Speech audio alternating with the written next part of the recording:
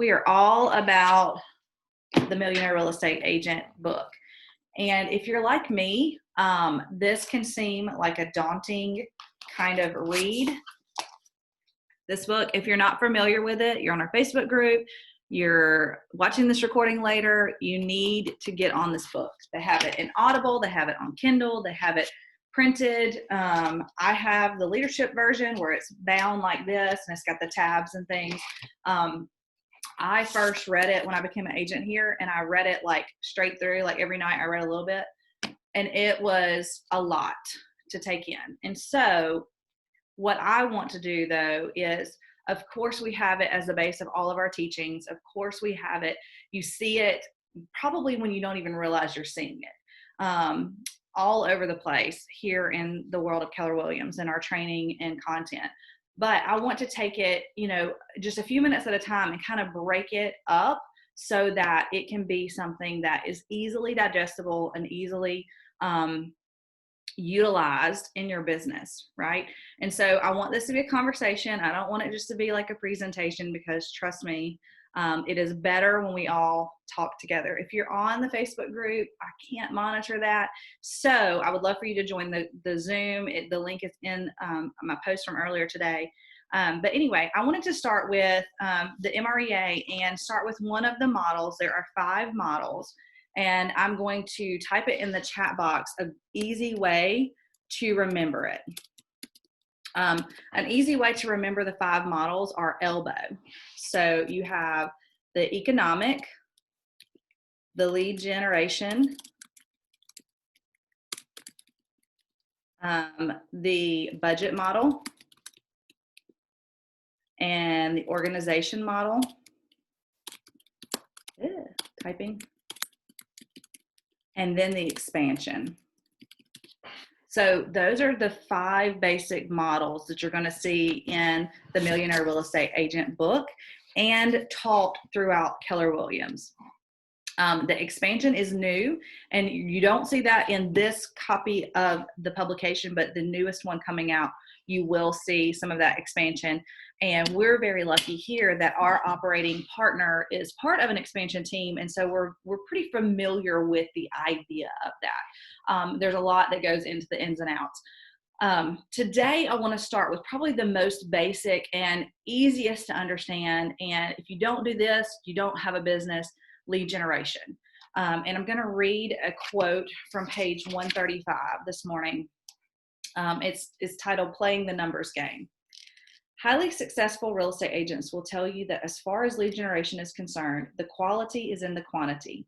Whereas most real estate agents do modest lead generation and get modest results, a few do massive lead generation and reap massive rewards. They are the millionaire real estate agents. Interestingly, many agents are seduced by the search for the perfect marketing image and invest large amounts of time and money into this pursuit. Now, there is no question about it. Your marketing look and message are very, very, very important. However, we must keep them in perspective. Our experience working with top agents has taught us that even as important as your look and message are, there is a much stronger correlation between sales leads generated and the consistency and frequency of your message than between the sales and the creativity of your message. No matter how you slice it, lead generation will almost always come down to a game of numbers. For effective lead generation, you need to be systematic with your frequency and inconsistency and go for sheer volume. Your lead generation plan must always be more ambitious than your income goals. Emerson was right when he wrote, "We aim above the mark to hit the mark." And that was never more true than when applied to lead generation. Market shifts, conversion rates, and things just happen over time that could cause you to need more leads than you originally thought you would. Your best defense against these unforeseen possibilities is go on the offensive and build a lead generation plan that will generate you more than you think you'll need. If you end up with more than you planned, is that a bad thing? No, the opposite would be true. It's a numbers game. It always has been and it always will be. So what do you guys think based on that little reading there from 135 to 136? What are your thoughts around that section about the importance of lead generation? Without lead generation, we don't have a business. And like the quote said, aim higher, because as we know, when you aim high, it has to come down. So to hit a certain goal, go a little higher. That's right. That's right. And we have, essentially anybody in a business, period, is going to have lead generation as their number one thing. That's how they're going to generate business. And so once we get over the fact that we're lead generators and we just like accept it and embrace it, we're going to be able to build that business of our dreams, because we're going to have the business to convert into the sales we need. But until we get to the point where we're comfortable generating a large sheer volume in order to convert them, then we're going to just be doing like a shotgun approach and just kind of getting one or two here, maybe one here, and you're never going to have that solid business foundation. And so as it goes on into the lead generation, it goes into the prospecting and the marketing.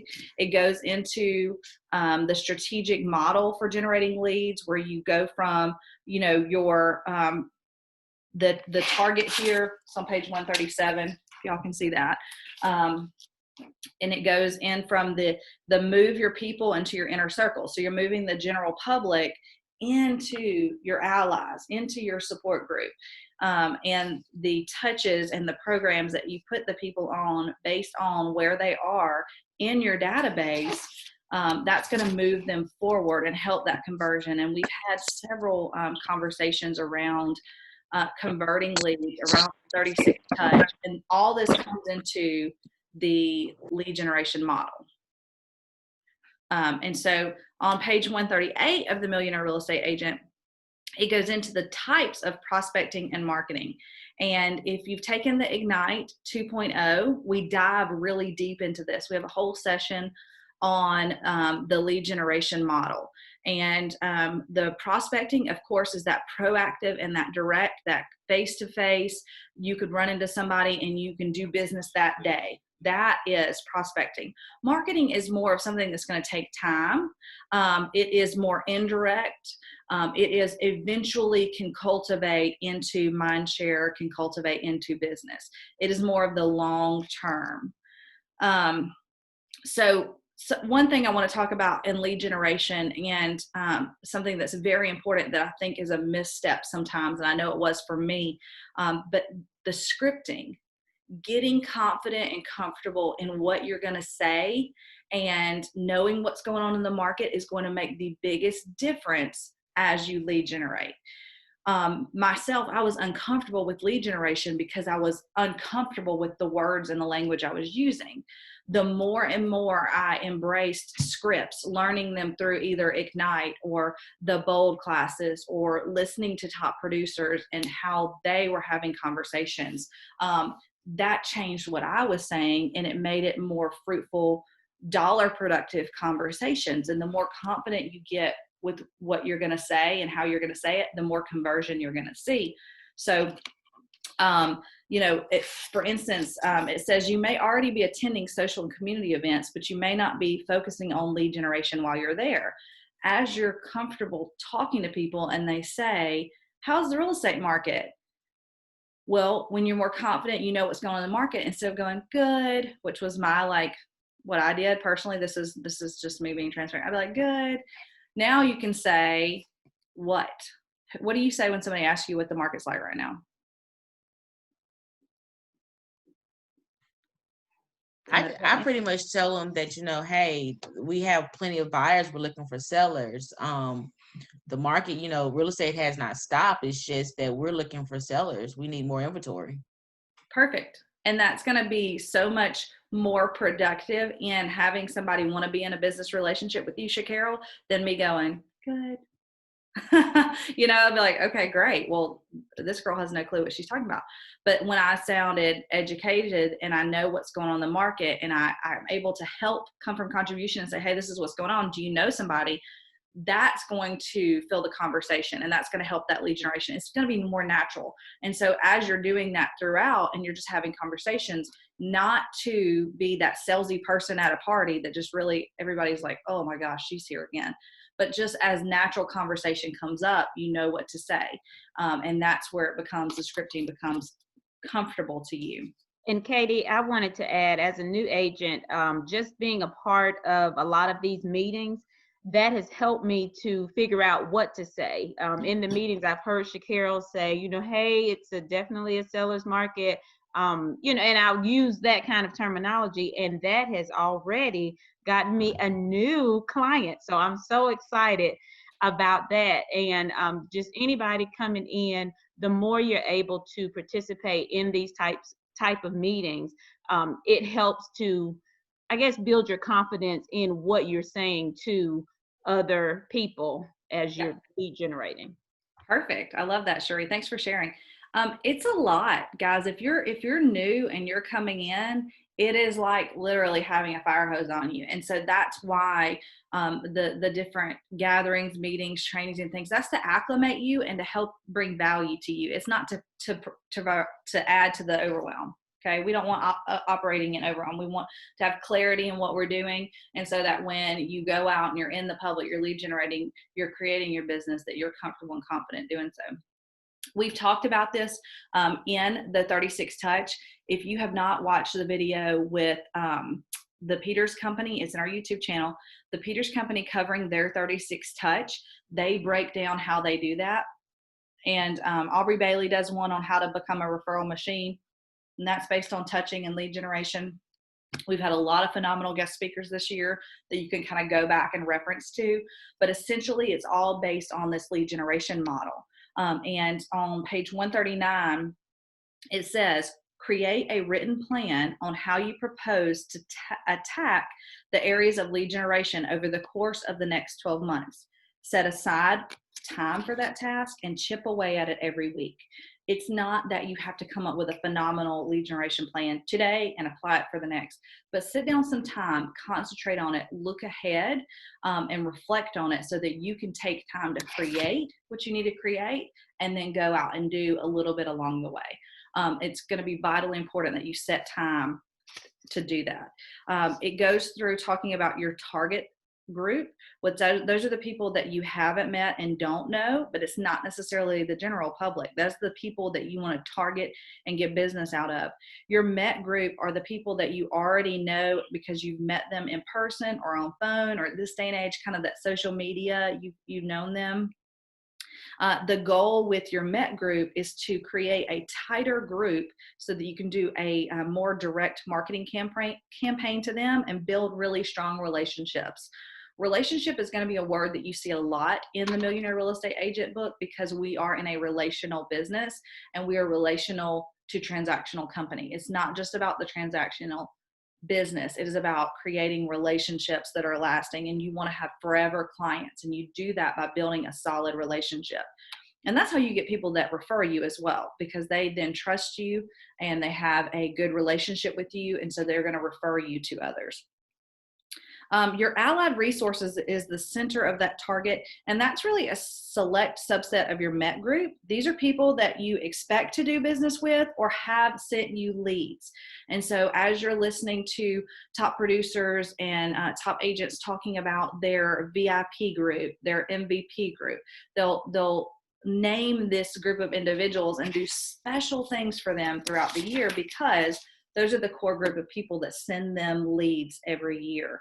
So you get a little bit of a special kind of treatment inside of that group, not just your run-of-the-mill drip campaign. You're going to be targeting the different groups of people inside of your database. And you're going to be, for those of you that are new, building that database to have these groups of people. And something we talked about this morning in our leadership huddle was, having the question either asked to you or asked yourself, what is your goal? We talk about goals a lot here, because if you don't know what your goal is, you're going to aim for something and hit nothing, right? You're not aiming for anything. It's just you're kind of existing. And so once you know what your goal is, you can reverse engineer it. And that's where that economic model is going to come in. And we do that in our business planning clinic, where you can look at how many leads do you need? How many people do you need in your database? It's all about building that up. Hi, Taisha. Do you want to add some things? Good morning. No, I think everything sounds great. One thing I will say is when you were talking about, your database and understanding your people, categorizing them, and people that send you leads. One of the things I would encourage everybody to look at is going into this new year, make sure you take the extra time to write down where you're getting your people from. So when somebody calls you, or you get that new client, or you get that lead, ask them, how did they come about your name, and who gave them your name, because then you'll be able to track, like Katie was saying, exactly where your business is coming from. And then you'll know exactly where to spend that time prospecting. Yep, for sure. Asking that question and not being afraid of going kind of a little bit back to the scripting is not being afraid to ask questions, because you are the professional. So ask as many questions as you feel needed to be able to help that person and say, hey, who can I thank for this referral? I'd like to send them a little gift. It can be a thank you note, or it could be a shout out on Facebook, and that's going to promote that. They say reward the behavior you want. So if you want more referrals, you're going to be extremely, intentional, about thanking that person. And then that way that person goes, oh, well, I should probably refer Taisha to somebody. She's like going to shout me out on Facebook. She might send me a little Starbucks card, whatever it is. I'm not saying you have to go out and spend a lot of money, but just be very intentional about that. Thanks, Taisha. Send you somebody today. No, I'm just kidding.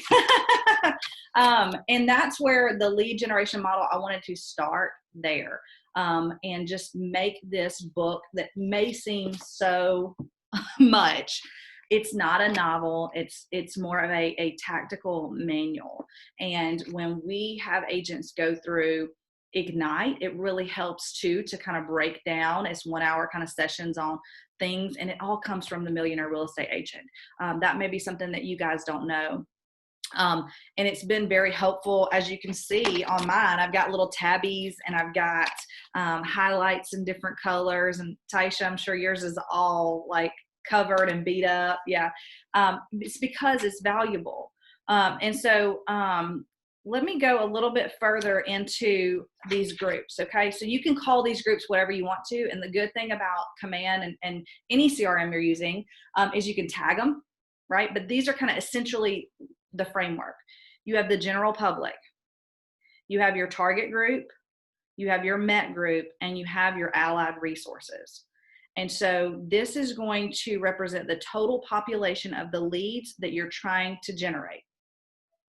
The goal is going to be to prospect and market yourself to these groups in such a way that as many as possible over time will place you in the number 1 or number 2 real estate agent mindshare positions. There's a quote somewhere, and Taisha, you may know it, but really our brains can only think of 1 or 2 top kind of mind share things in every category.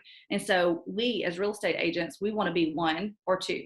You don't have to be like 1 for everybody, but if you're the second one, you never know what the first one could happen. Something could happen with the first one. You want to be in that top producer. People can't remember multiple things for all. Our brains can only do so much. So for instance, when you think of a cola to drink, what are you thinking about?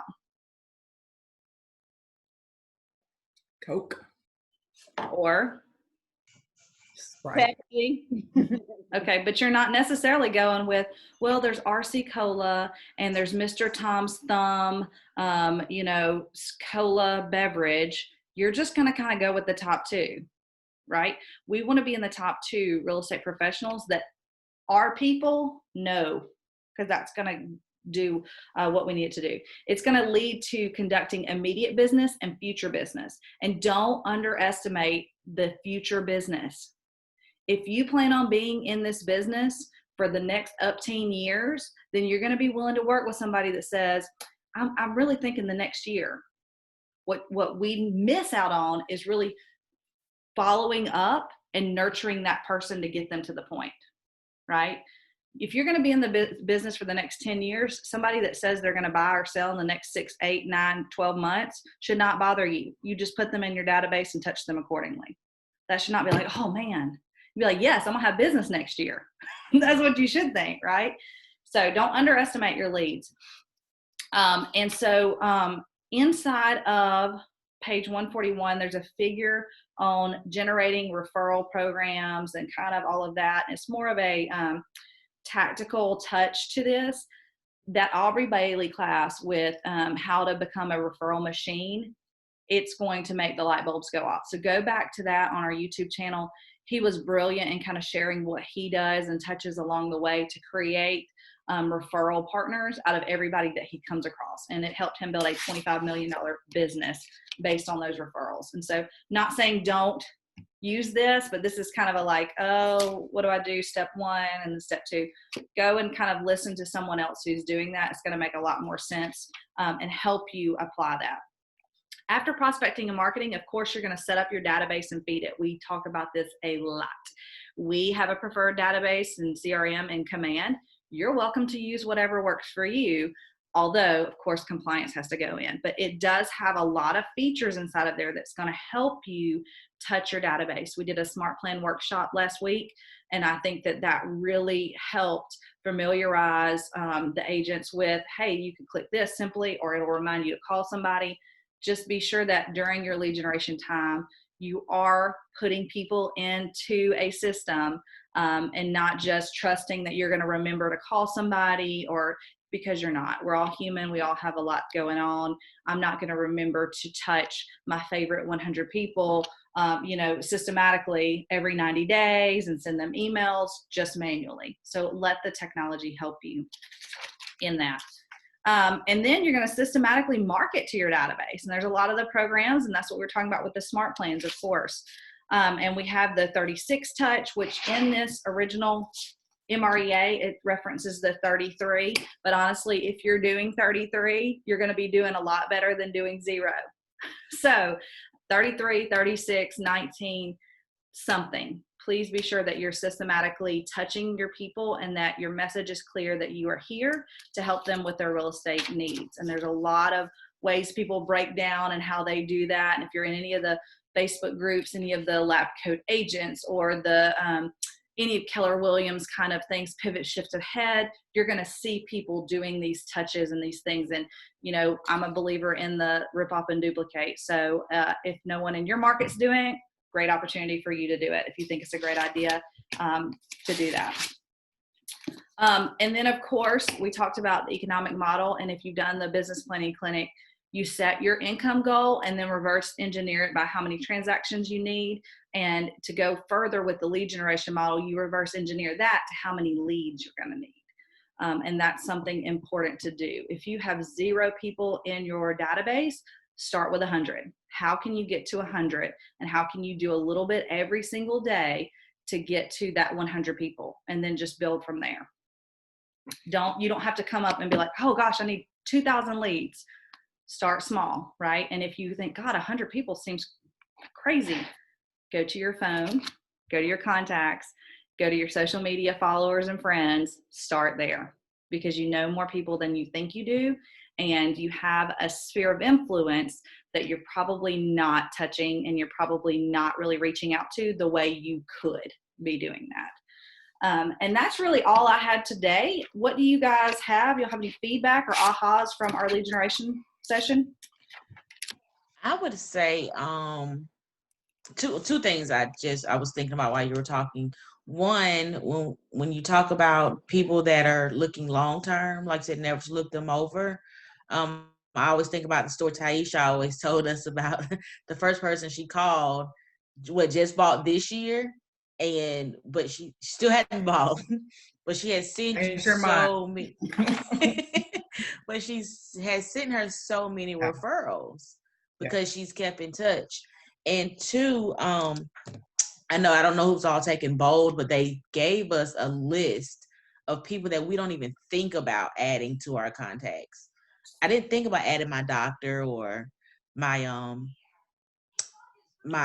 dentist and people hairstylist, hairstylist, mechanic. There's all these people that we don't just top of mind think about. Yes. We didn't think about those people, but I know once I started adding those people, my database clearly grew. Well, and there's something that was said to maybe in one of the bowls or something that I attended of, if you're not the person reaching out to these people, those individuals that you care about, you love, and you want to see the best for may end up in the hands of an unprofessional person that leads them down a path that's not good for them. So don't feel like, oh, well, I don't want to bother them with that. You're just letting them know what you're all about. And when they need somebody or they want to refer somebody, they know that they can trust you to take care of that. When we come into real estate, we're typically coming from another career. So like I wanted all my people to not see me as Katie, the preschool teacher, right? Because that's not going to help anybody by herself, but Katie, the real estate agent, Katie, the real estate professional. And all of us kind of come from different things. So you got to shift gears, and you do that by communicating and messaging your audience and letting them know you want to help them with their real estate needs and being that professional person. Yeah. I sharpening your skills, right? What is it? Sharpen your skill set. Sharpen your skill set. Remember, Katie? Skill set. Yeah. Yeah, it's just like Katie, remember the guy I told you that stays 2 doors down, that he didn't go with me, he went with someone else. But it's like every day he sees me check the mail and he's kind of starting to ask me questions. And I'm like, sir, you chose your realtor. He's like, my house is still on the market. And I said, I tried to work with you. I mean, I'm not, if he fires him and wants to come with me, that's great. But I'm letting him know you chose a realtor. I tried to contact you and I tried working with you, but you clearly didn't want me, because see, his house is not even in MLS. Wow. It's on like realtor.com and stuff, but it's not even in MLS. Wow. And I haven't seen anyone come view the house. Well, and you're going to be there when he kind of realizes and comes to his, decision that he needs to try something else. And you're going to be there and come from contribution. But it can get a little messy, because sometimes they want to have 2 or 3 realtors and 2 or 3 people giving advice. And as a professional, we kind of have to step back out of that. And I just told him, I said, ethically, I cannot, I'm not, get out of the way. I am not going to, step on your realtor's toes and give you the advice that they should be giving you. I said, anything that you have related to real estate, you should now consult your realtor. Yeah. And sometimes it's hard to do that, but that's best. And he's going to see you as the professional. And we always have to be the one with the integrity to be able to kind of do that. Sometimes you get to hard conversations. I will say, Shakira, they backed out, just so you know. They got cold feet. 14 years. They were my very first call. But I will say this, they give me 2 great referrals, at least minimum a year.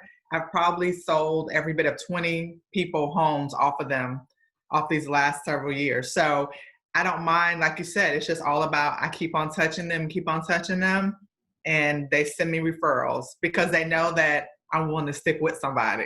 Right. So right. They see that. The second thing I want to say is that when you're creating your touch plan for 2021, do things that you're going to be motivated to do. Don't put down a whole bunch of stuff that you're not going to do, because you can create this dynamic touch plan that looks fantastic on paper, but none of it motivates you. And if you just have a bunch of stuff on there because somebody else said it sounded good, or you watched a video and they said this is everything that they do, and you just said it sounds good, I'll do that.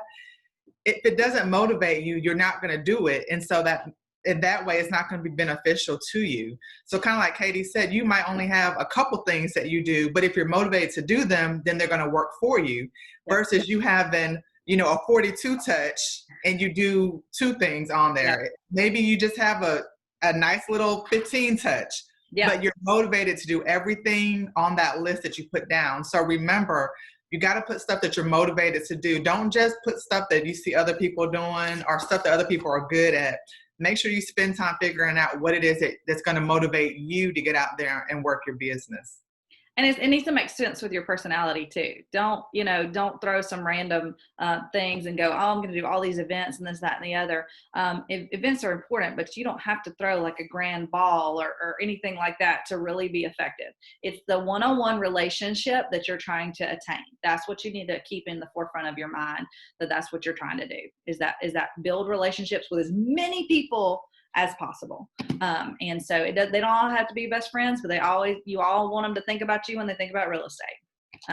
So thank you guys for joining us this morning. I appreciate it. We're going to do this every Monday, 9 to 9:30, and I hope that you'll join us. Thanks so much. Have a great day. See you tomorrow at 9 o'clock. Bye, guys.